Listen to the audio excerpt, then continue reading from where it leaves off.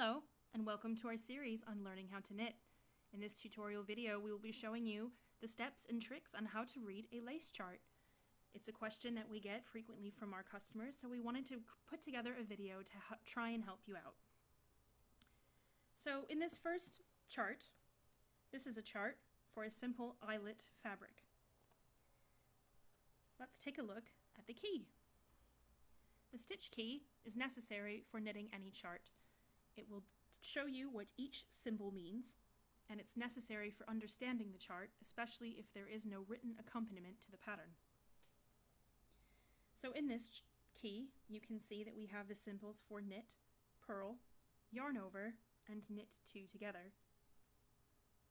Looking back at the main chart, as you look at the chart, you can see that you'll be working in a simple stocking stitch on every row except rows 5 and 13. Furthermore, you'll notice that odd-numbered rows are on the right side of the chart and even-numbered rows are on the left hand of the chart. This serves to remind you that odd-numbered rows are read from right to left and even-numbered rows are read from left to right. If you are knitting lace in the round, all of the row numbers will be on the right side of the chart and will be read from right to left. Looking at row 5, you'll see that you will knit 2, yarn over, knit 2 together, and knit to the end of the row. The yarn over creates a new stitch, and the knit 2 together decreases a stitch, which means that your stitch count on each row remains the same.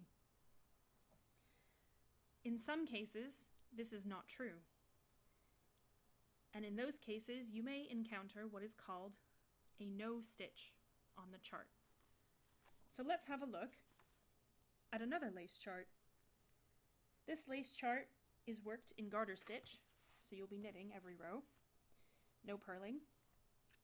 And the lace stitches create a sort of zigzag work between the rows for a kind of seafoam wave stitch style pattern. So in this chart, you'll see that there are a number of gray squares. Looking at the key, you'll notice that a gray square is equal to a no stitch. We get many questions on how to work a no stitch, and the secret is you don't. You can just pretend as if it's not even there. Whoever has created the chart has included the no stitch boxes as a way to help you understand the construction of the lace. So on row 1, for example, you would knit 3, yarn over, knit 1, double yarn over, knit 1, double yarn over, knit 1, yarn over, knit 2. So those no stitch boxes can just simply be ignored.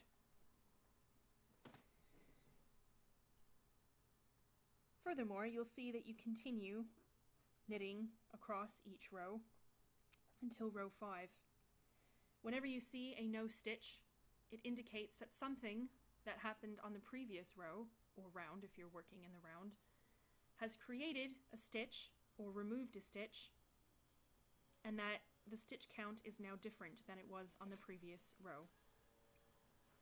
So in this chart, the no stitches are because of those yarn overs and double yarn overs. Within the context of the pattern, you don't work them on the previous round to turn them into additional stitches.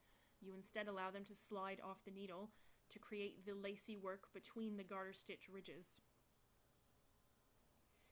We hope that this has helped you in your quest to learn how to knit lace.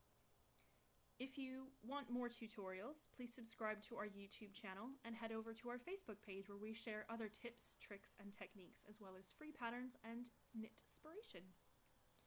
Thanks for listening, and we hope that this helped. Bye!